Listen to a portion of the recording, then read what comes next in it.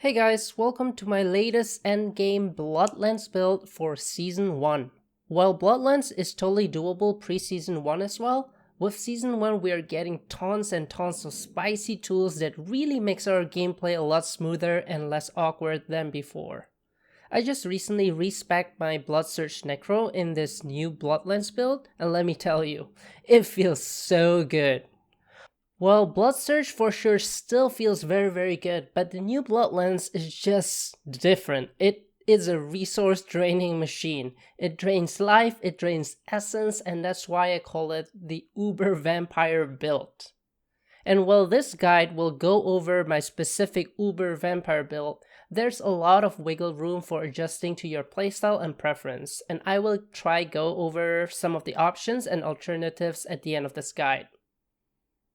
So for starters, if you're new to Blood Necromancers or even just new to Necromancer itself, Bloodlands and most Blood builds in general relies on dealing overpower damage. This overpower damage is a different calculation from your regular damage, so forget about vulnerable and crit damage. So how does our overpower damage scale then? So aside from the obvious extra overpower damage status, overpower damage also depends on your current health and fortify, which naturally makes us a more tankier build than your typical ranged attack builds. Yes, in many situations, throwing lances at melee range is absolutely no problem for us.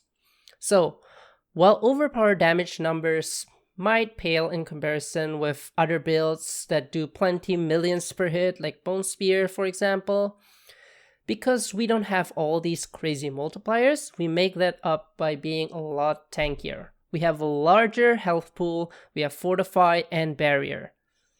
And having this large health pool also synergizes with many of our abilities, which provides extra benefit when our health is at 100%. So what changed in Season 1? Again, plenty. Season 1 definitely gave Necromancers a lot to play with in general, and we'll go over all of them.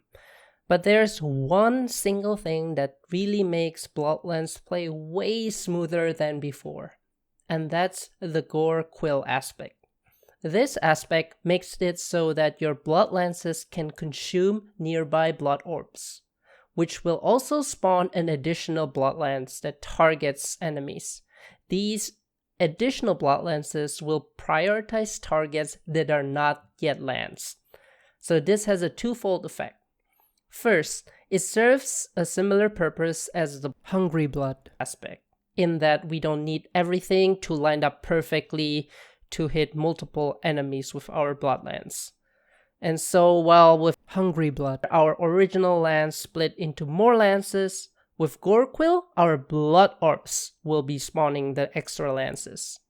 Second, our blood lances can consume blood orbs. So with blood orbs that are powered up in various ways, our attack will generate so many resources: life, essence, fortify, overpower damage, and even barrier. Isn't that kind of insane? Now, the biggest upside that Blood Surge has over Bloodlands builds was that it has a built-in healing. As you spam Blood Surge, you will automatically drain life out of your enemies. However, with Bloodlands, it used to be the case, if you got hit, then we'll need to either rely on potions or try reach blood orbs that might be far away or in dangerous spots. But now that our blood lances can absorb those orbs automatically, healing is no longer a problem for us. So how does our gameplay and our general rotation looks like? First, if we are dealing with a large dense pack of enemies, which is our ideal situation, you always start with Decrepify, like all Necromancers usually do.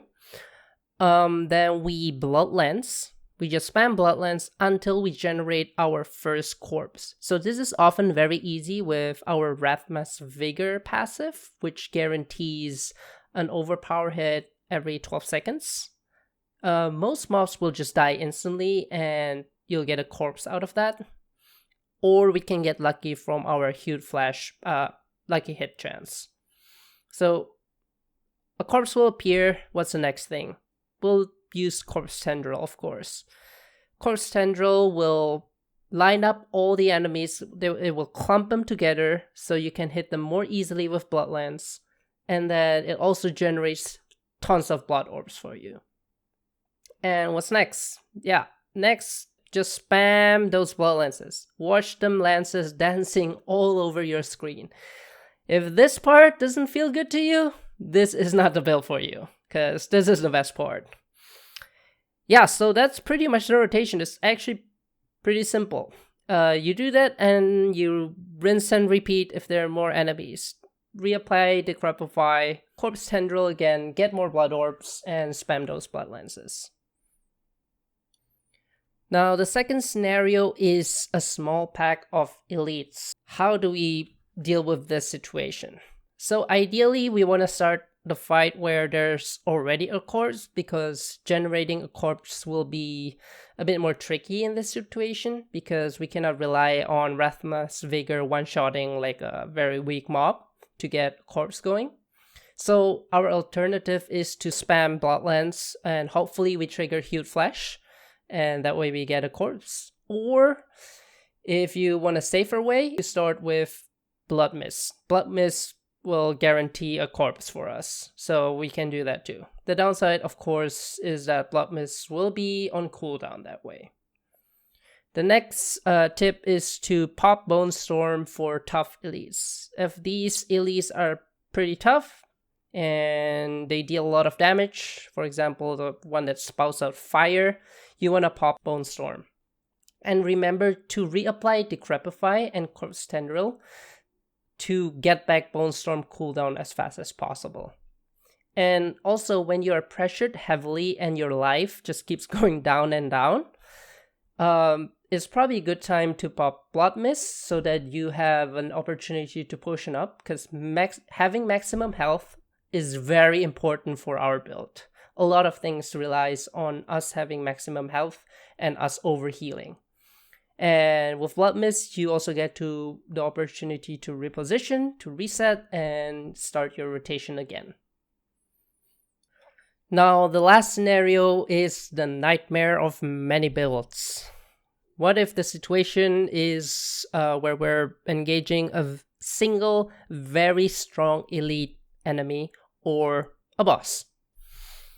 So, first, it's gonna be similar to fighting those like a pack of elites in the scenario before this. Our core loop will still remain the same. We do want Decrepify, spam Bloodlance, and also Corpse Tendril.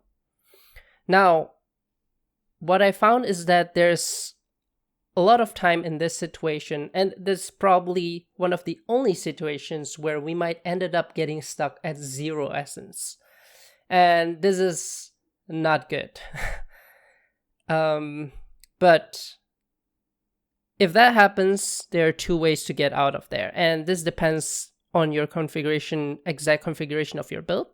But in my build, I run Hemorrhage, and Hemorrhage is actually a very reliable, easy, and quick way, because of the attack speed too, and the number of essences generate, to get back up to 100% of essence.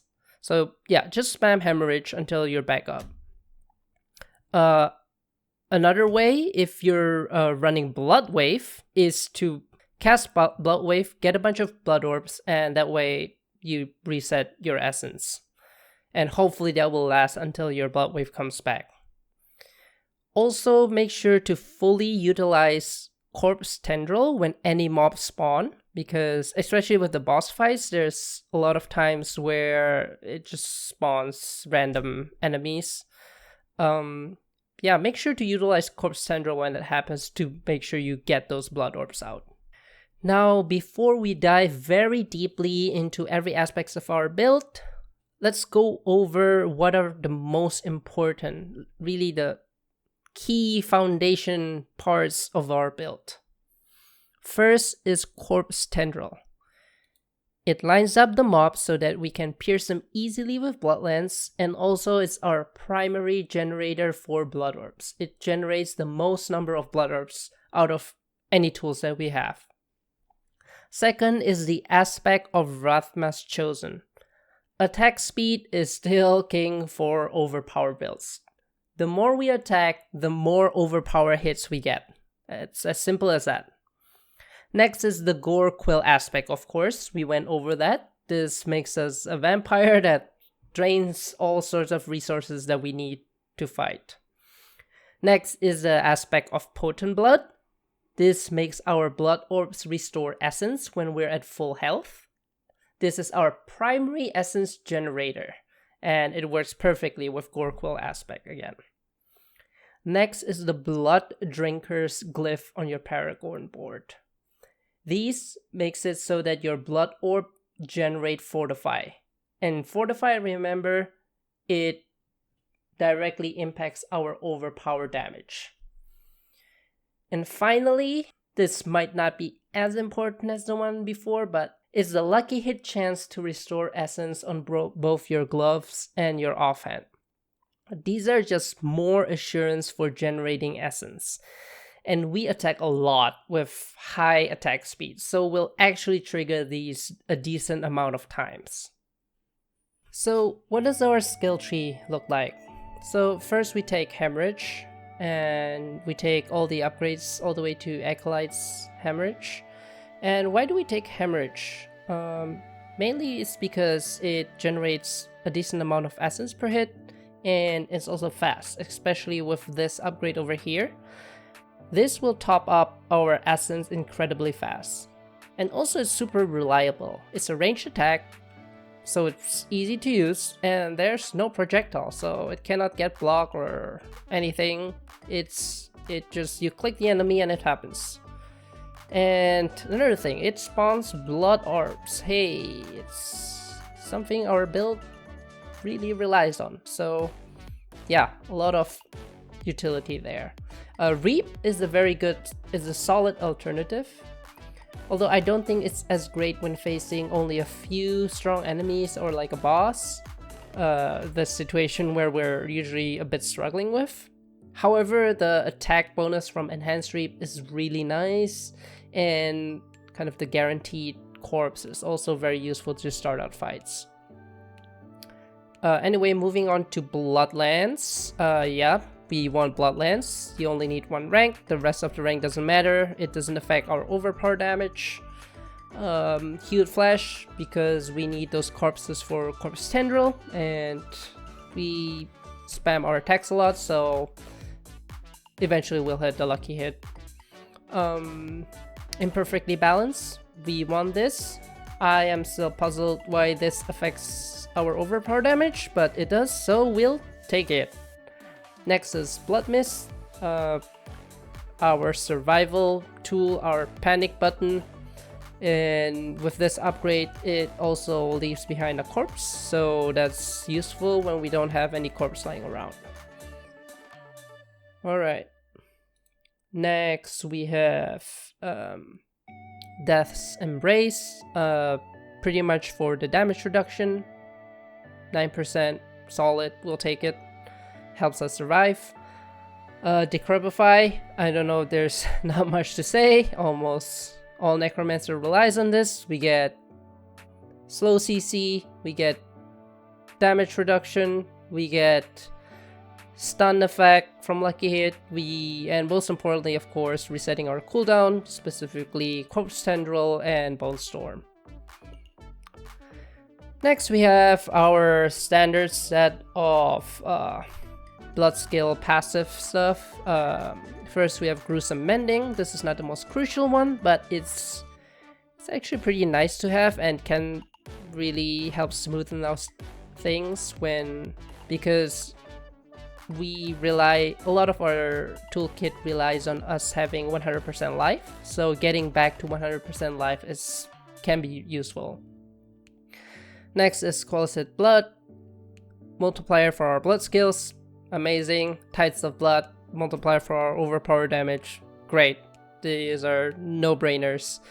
And then we have Drain Vitality. This is not an absolute must, I would say. It's still very nice, because instead of this we have Blood Drinker, which also generates Fortify for us from the Blood Orbs, but again, this is nice to have, and we attack a lot, so we will hit that lucky hit.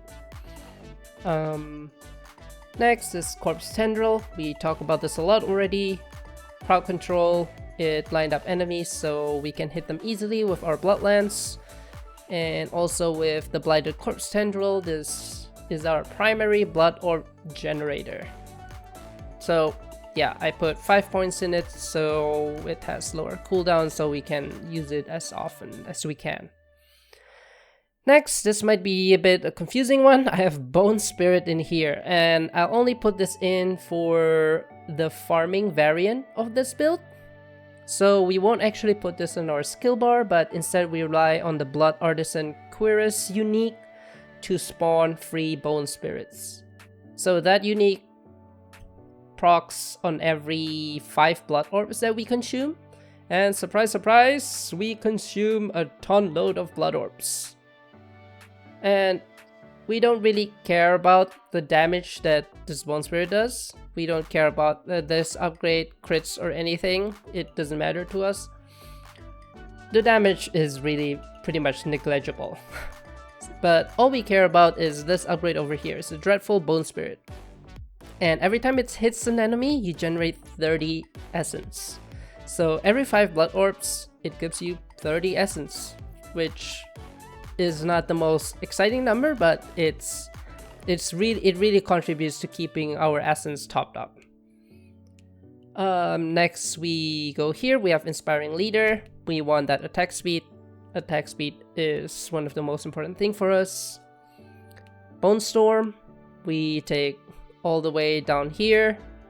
The critical chance is nice when combined later on with an aspect that can increase our attack speed.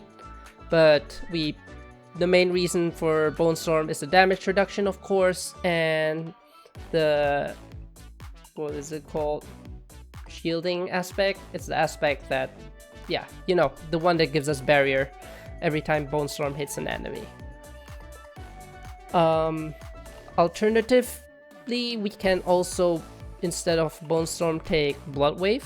This will supply us with a reliable source of Blood Orbs, so this is definitely a decent alternative. And we don't use minions, so stand alone, we get tons of damage reduction, super nice. We get more sacrifice bonuses from Memento Mori, especially considering one of our biggest overpower multiplier is from sacrificing the Bone Mage. Finally, we get Rathmas Vigor, the 10% max health. Super solid, makes us tankier, and remember, max health equals more overpower damage. The bonus guaranteed overpower hit every 12 seconds is also very nice. I find it particularly useful for starting out battles. You can usually kill a weak enemy with it immediately, which guarantees us a corpse. And yeah, that's it. Alright, next let's go over the aspects. First, let's go over the offensive aspects. We want and need plenty of offensive aspects, and therefore we use an offhand instead of a focus, instead of a shield. We might consider switching them later for higher Nightmare Dungeon content, where survivability is probably our priority at that point. Alright, first, the Gore Quill aspect. This is, yeah, I talk about this a lot already. This is the bread and butter of this build. It spreads out our Blood Lances for AoE damage, and it also consumes Blood Orbs, which will keep all of our resources, especially health and essence, topped up at all time. Next, probably no surprise, it's Rathmas Chosen. It's probably the best aspect for overpower builds, because more attacks equals more overpower hits. Next we have Accelerating Aspect. This functions the same as Rathmas Chosen. We might not have the crit stats, like crit chance stats, but we attack so often that we always get some critical hits. Oh, actually Bone Storm does increase our critical strike chance, so it synergizes with that. Next we have our sacrificial aspect. This is our biggest overpower damage multiplier comes from sacrificing bone mages, so this will add up a lot of extra overpower damage. Yeah, I really like those big numbers. There's probably, like, if you want to do this optimally, you want Rathamas Chosen instead of the amulet for the big attack speed bonus, but I just want those big overpower numbers, that's why I have this here. But yeah, definitely you can switch these around. And finally, for our offense, we have Aspect of Untimely Death. This is even more overpower damage. Again, this synergizes also with Gore Quill, because Gore Quill really makes this work, because we have a way to constantly overhealing, because all of our blood lances consume those orbs, which will heal us, which will constantly overheal us, which means we'll get a lot of these stacks. Next, let's go to the defensive and utility aspects. First and most important, this is a crucial part of our build, is Aspect of Potent Blood. I mentioned this earlier. This is pretty much our best essence generator. This, combined with Gore Quill, will keep our essence up almost all the time, except for perhaps single target encounters like boss fights. Next we have our chest piece here. I'm using the Blood Artisan's Cuirass. Went over that a bit earlier. I use this only for when farming, because it doesn't have the crucial defensive stats of a regular armor piece. So for harder content, definitely swap this out. But for farming, I use this. We don't care about the bone spirit damage again, but remember, we consume a lot of blood orbs. So every 5 blood orb that we consume, we get 30 essence. And you'll see when you try it, like, I was very skeptical at start, but once you play it, like, you see bone spirits flying all over the place. And yeah, for tougher content, switch this out, and you might want to consider using Aspect of the Might. We do play Hemorrhage, so you can keep let me look up Aspect of the Might really quick.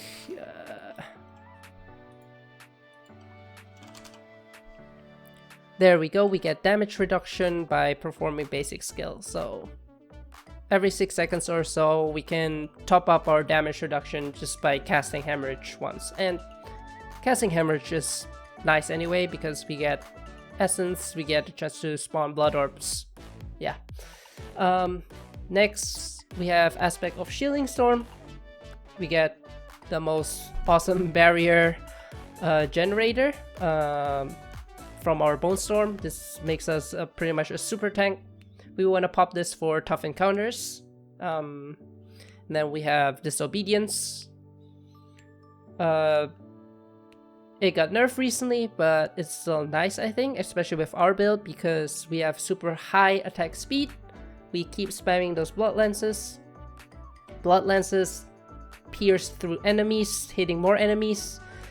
We get additional blood lances from Gore Quill. We will hit a lot of enemies by casting Corpse Tendril. We get a lot of hits from Bone Storm.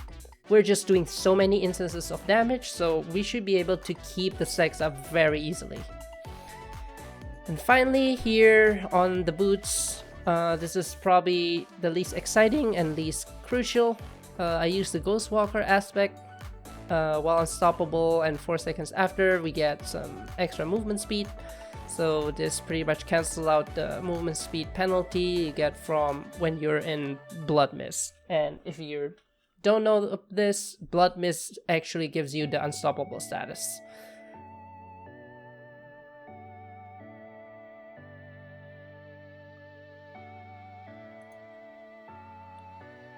Next are the gems. Pretty straightforward. All rubies, and weapons for overpower damage. And this is a nice thing about a focus offhand, we can get even more overpower damage there too. And for armor, I use Ruby, more maximum life percentage. There's an argument for using Topaz for the damage reduction while control impaired. For super tough content, definitely consider this, but otherwise, I'd say max health is just too good. It just synergizes too much with the rest of our build.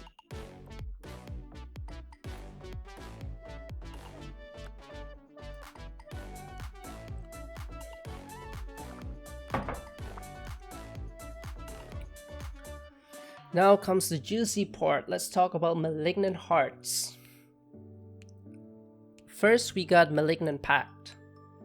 This is a general, every class can use this Malignant Heart, but I would argue, or probably, I haven't played a lot of the other classes, but Blood Necro must be one of the best class to utilize this Malignant Heart. Like, all three benefits that it provides are the exact things that we care about the most. So how this works is every 20 kills, it will rotate between one of these bonuses. Pretty straightforward. So what are these bonuses and why do we care? First bonus, attack speed. We talked about this a lot already. We always want more attack speed. More attack speed means more overpower hits, which means more damage. Then there's core and basic skills have a 15% chance to fully restore your primary resource. Fully restore, and this is not a lucky hit, this is just flat out 15% chance. And considering how much we spam our skills, this will just happen, right? And yeah, and fully restore primary resource means we'll can keep spamming. And yeah, I don't think it's absolutely necessary, but this is especially super nice for those situations against single targets, super strong elites and boss fights. This will, if you can set it up so the mode is so that the heart is in this mode when fighting the boss, you'll be golden, right? Next is the barrier. Every 21 seconds, gain a barrier absorbing X damage. This is not the most exciting mode, but hey, additional barrier to back up when our Bone Storm is down is pretty nice. And actually having a barrier app is very, can help our gameplay a lot because it helps keeping our health always at maximum. Keeping our health at maximum allows Potent Blood, our aspect over here, to provide us with essence and untimely death, also so that we can acquire more overpower stacks. So yeah, I don't know, it's the perfect Malignant Heart for us. Alright, let's move on to the next one. It's as exciting, if not more exciting than the Malignant Pact, is the Sacrilegious. Oh boy, this is probably one of the most exciting Malignant Heart across all classes, and this one is for the Necromancer, so yeah, congrats Necromancers. I'm very happy about this one. It has so many different use cases. It's just an insane addition. So what it does, it activates one of our corpse skills, and we need those equipped on our skill bar every single second. So there's some kind of prioritization on which corpse skill gets activated, but for our build, we don't need to worry about that, since we only have one single corpse skill, which is Corpse Tendril.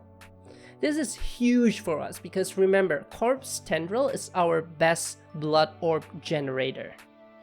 One thing to note though is that the Sacrilegious, it does have an internal cooldown. So it does not activate Corpse Tendril every single second. But hey, doubling our frequency of Corpse Tendril without needing to click anything which means also a massive boost in blood orb generation. And yeah, it's just so much value.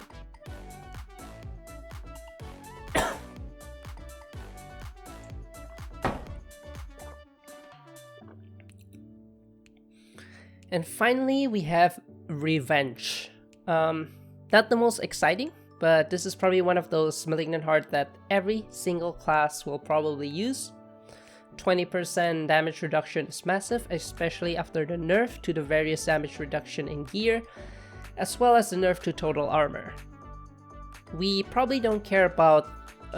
so what this does is I think it suppresses incoming damage, and it sort of contains them, suppress them, that's the wording they use here. And after we use a defensive, subterfuge, or macabre skill, all that damage is amplified by 250%, explodes, and it deals fire damage to surrounding enemies. I don't think we care too much about this part, but we can release the absorbed damage when we use a macabre skill, so we can trigger it with Blood Mist. One interesting thing though, which I haven't tested or confirmed myself, is whether this will trigger from the bone spirit that is spawned by the blood artisan quills, because if it does, that'd be super cool.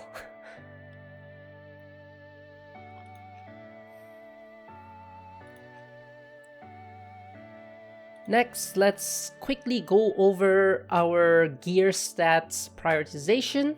To maximize our overpower damage, we want to find maximum life, as well as just flat out bonus overpower damage wherever we can. Just wherever we can get those, we should get them. Next is attack speed. And I think we can only get that on our gloves, so make sure we get attack speed. Again, attack speed, super crucial for us. Next,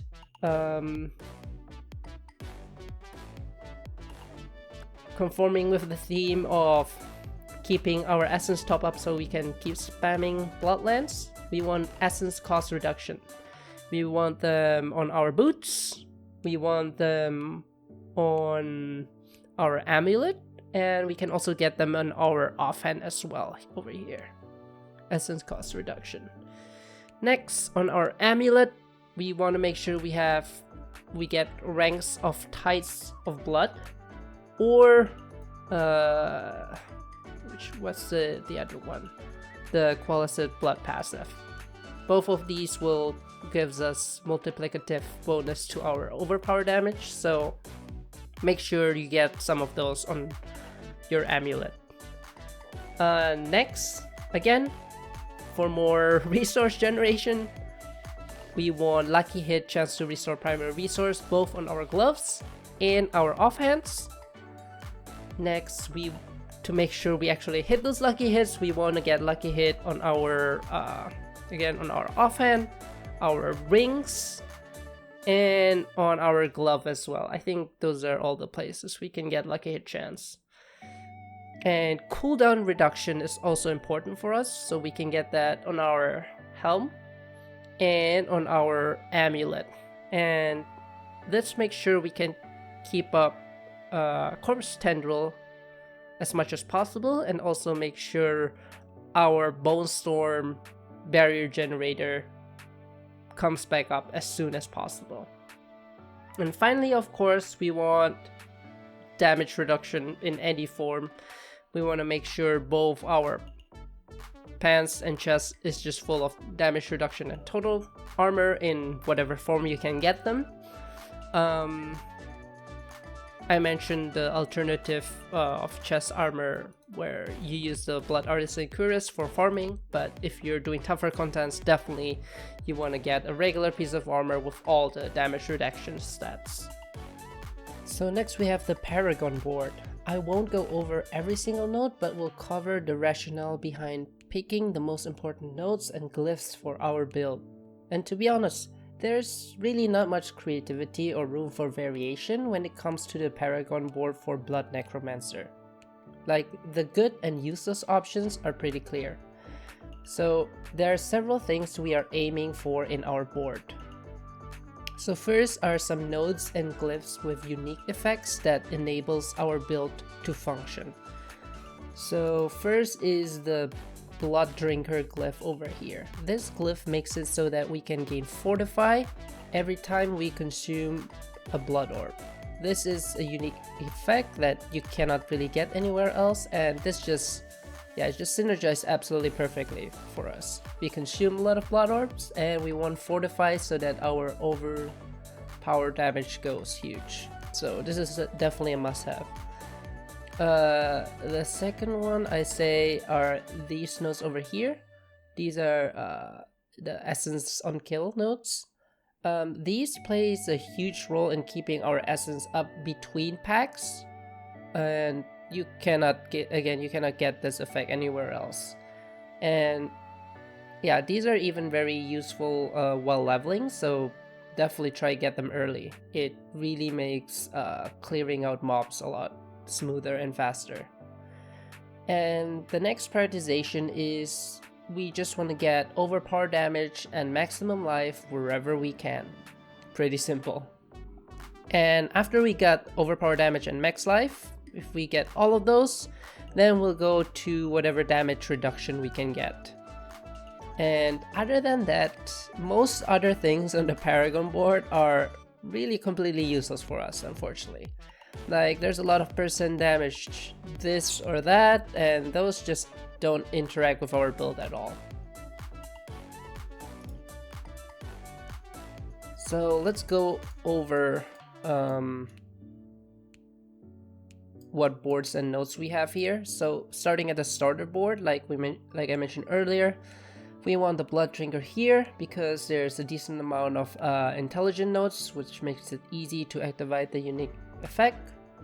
And then we'll want to take the cluster of nodes here, which is I believe armor up here, and down here we want the maximum life. So yeah, we just follow this path.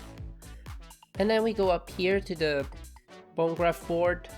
Our primary goal here is, like I mentioned before, is to get the essence on kill nodes over here.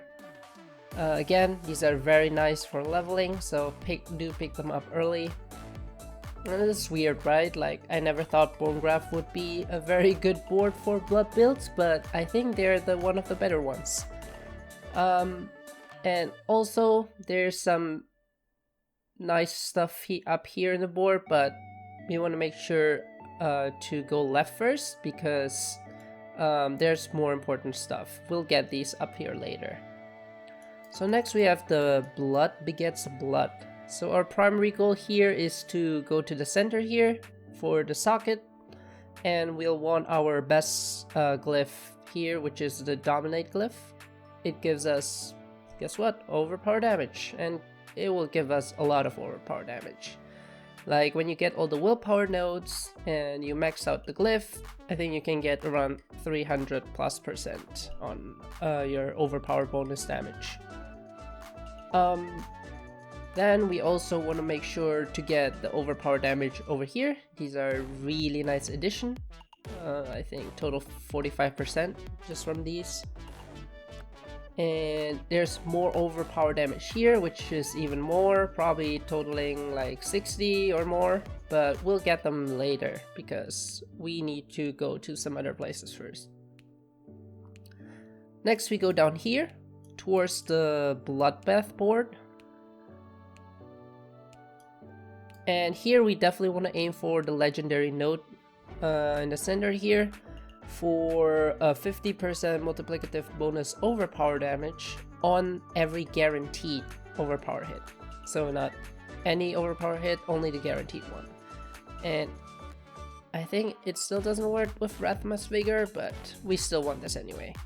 And this is also one of our biggest damage multipliers, so definitely get this.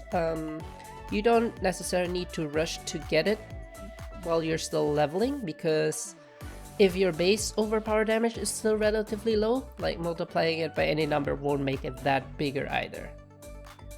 But yeah, endgame, this is very impactful.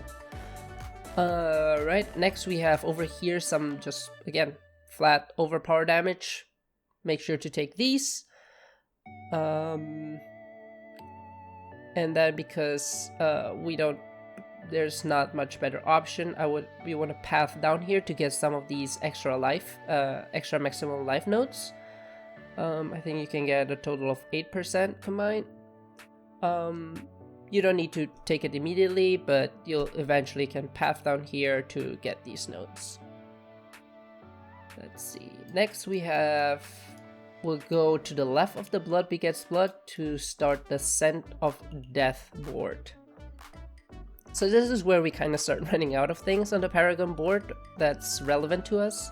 But I mean, the Scent of Death is actually not too bad. So first priority here is to go here, get the legendary note. This gives us 50% damage reduction. We don't care about the increased damage. And so we do get the damage reduction when you're standing near corpses. And most of the time, there's always corpses lying around us because we don't really consume corpse. Like Corpse Tendril does not consume corpses. The only thing that makes corpse disappear is the new addition of the Sacrilegious Heart, which triggers trigger corpse skill every single second. For some reason, even with Corpse Tendril, the corpse will go away, but then it still doesn't happen that often. We'll still have a lot of corpses around us, so this will be pretty reliable. Next, let's go back a bit here to the socket here, and this is not, we will not put the golem glyph here, just to be clear. What we want here instead is a magic note, and let me point it out which one that is. It's this one. It's the Overwhelm note. It's similar to, I know your reaction must be magic note, why or magic glyph, who uses magic glyph? Like, even the tool here, it doesn't allow me, it doesn't give the option to choose magic glyphs, which is funny. That's why I put in the golem glyph. But let's go back here. Yeah, the Overwhelm magic glyph is similar to the Dominate rare glyph, but this is just a weaker version of it. Here's the thing, we do want overpower damage, right? And nothing else gives us overpower damage at this point anymore. So I think adding this makes perfect sense. It doesn't add a whole lot of overpower damage, primarily because the radius is capped out at 3 instead of 4. So we can get at most around 40% additional overpower damage, but I say we happily take 40% extra overpower damage. So yeah, we want to slot it here again. Do not put in the golem glyph. And yeah, we'll squeeze out some extra overpower damage from there. And just one final thing before we move on is to, later on when you finish your build, you might want to swap out the Overwhelm glyph that we put here with the Dominate glyph that we put here. The reason is because, again, like I mentioned, the Overwhelm glyph has a max radius of 3, and it will be able to pick up more willpower nodes over here. So yeah, that's a little tiny optimization. With that, let's move on. So at this point, the only other remaining things to grab is some max life nodes here and there. So right here, just under the legendary node, we will grab 8% total of maximum life. Always nice, and it's pretty close to the legendary node. Finishing up, let's go back to Blood Begets Blood. So if you haven't taken these juicy overpower nodes, this is the time to do it. You just branch off here, get these nodes, and we want to go back to the Bone Graph board. There's some really juicy nodes over here for maximum life and armor. We just want to path from down here where we have the maximum essence all the way there, and while going there on the way, we will want the territorial glyph on the socket, and it happens to be that Bone Graph has a lot of dexterity nodes, so this is perfect. Easy to get 25 dexterity just by pathing through it. We'll get the bonus 10% damage reduction against close enemies. And then we can also move up here, we will go pick the witherboard, because witherboard has some, you guess it, maximum life nodes. We always want more maximum life. Yeah, this is a simple, easy grab, and yeah, we even still have a few points to play with, so you can definitely tweak this a bit, but yeah, that's it. Oh, and one thing I want to add is, instead of going from the bone graph up here to before we had the wither board and we picked up some max life nodes, instead, which is probably a better option, is to grab another board. In this case, I just picked the flesh eater board and path upwards and get the socket to put in the undaunted to get the 10% damage reduction the more fortify we have, and we usually have max fortify most of the time, so 10% damage reduction, I think it's definitely better than the 8% max life we get out of the wither board. So yeah, just a slight optimization there. So like I mentioned earlier in the video, this build is for guiding you towards a Bloodlines build, and this is specifically my version, and there's definitely some room for some variation or creativity or whatever fits your playstyle better. So I do want to mention a few alternative and variation that I have in mind that I might be trying out. First one is to use the Osseous Gale and Embalmer aspect. So I guess we can replace the Blood Artisan Cuirass here. Let's put in Embalmer. And I think we can replace the Accelerating aspect here with the Osseous Gale aspect. So the idea here is first to extend the duration of our Bone Storm, because it's a very reliable tool to survive and really tank up strong enemies. And getting an extra 10 seconds is massive. I think they buffed it this recent patch. I really don't know why. But anyway, we will have a lot of corpses because we don't really, our build doesn't consume corpses. So 8 corpses is not a big deal. And also, this works well with the aspect of Embalmer, because if you see Osseous Gale aspect here says Bone Storm consumes up to 8 corpses, and the Embalmer says consuming a corpse has a chance to spawn a blood orb. And yeah, that's just a little nice synergy. I guess the only thing is how frequent we can do this, and a 20 to 30% chance, and let's say 30% chance, it's not that great. We'll probably net out 3 blood orbs on average-ish every time we pop Bone Storm. Not the most exciting for using 2 aspects, but it's definitely an option, I would say. The next is actually to drop Shielding Storm as our barrier solution, and instead opt for, so let's remove this, put in Obedience instead. Instead, for our pants, we can try use Temerity. So I don't think this will be the most optimal build, because we'll lose a lot of defensive stats on our pants here. There's pretty much no extra defensive bonus, but I think it's very cool, especially theme wise. Remember that our blood orbs with this build, it will give us health back, it will generate essence from the potent blood, 45 from our blood drinker. What else did I miss? Aspect of Untimely Death give us overpower damage for healing over, and with Temerity we will also get a barrier. So we become this really super uber vampire, which is where our our blood orbs will just give us almost every single resource there is in the game. And I think it's pretty cool. I definitely want to give it a try. And finally, the final variation, this one I also really want to try, and I think this one is actually, this might be the real one here. Again, we're gonna drop Shielding Storm.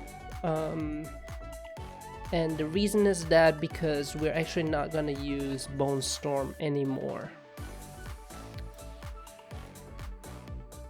So yeah, dropping Bone Storm definitely, I guess the worry here is that we might not be that survivable anymore, because this is a big survival tool. But if we can afford it and we can drop Bone Storm and instead take Blood Wave, I think that could be so sweet.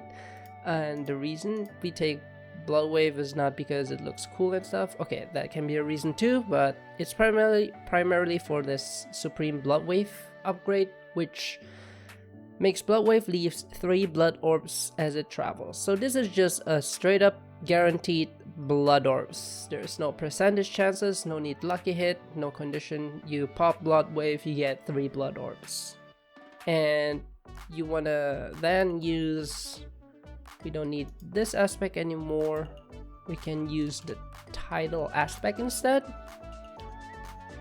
And this makes it so Blood Wave fires 2 additional waves, and those also spawn blood orbs. So yeah, a total of 9 guaranteed blood orbs. I think this is huge for us because, again, like I mentioned, there's some situation, especially with like single target strong elites or boss fights, where unfortunately we are stuck at 0 essence, and our only way to get back into spamming Bloodlands is by doing hemorrhage first instead to recover our essence, and that's never fun.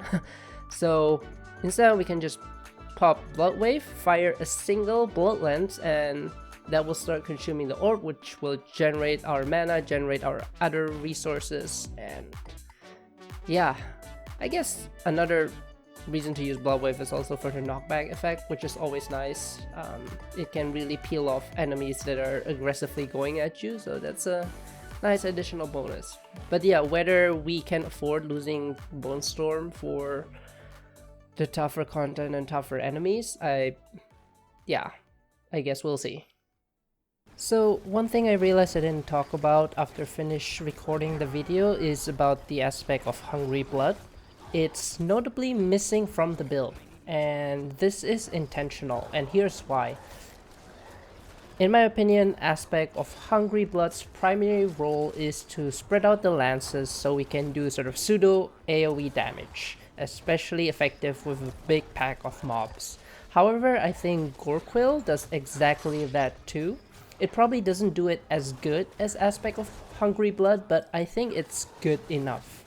And from my play experience, I never really had trouble with clearing a lot of mobs. There's always enough blood orbs to spawn enough lances that kill most of the enemies. Therefore, I think it's better to use the precious offensive aspect slot for something else. For example, accelerating aspect to get more attack speed.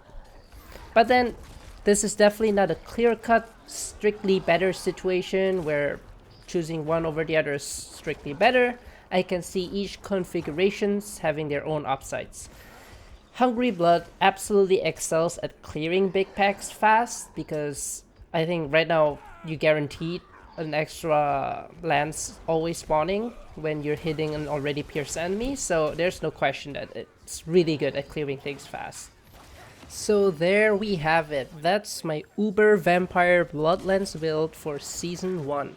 We drain blood out of our enemies, not just to generate life, but we can also drain essence, fortify, overpower damage, and even barrier.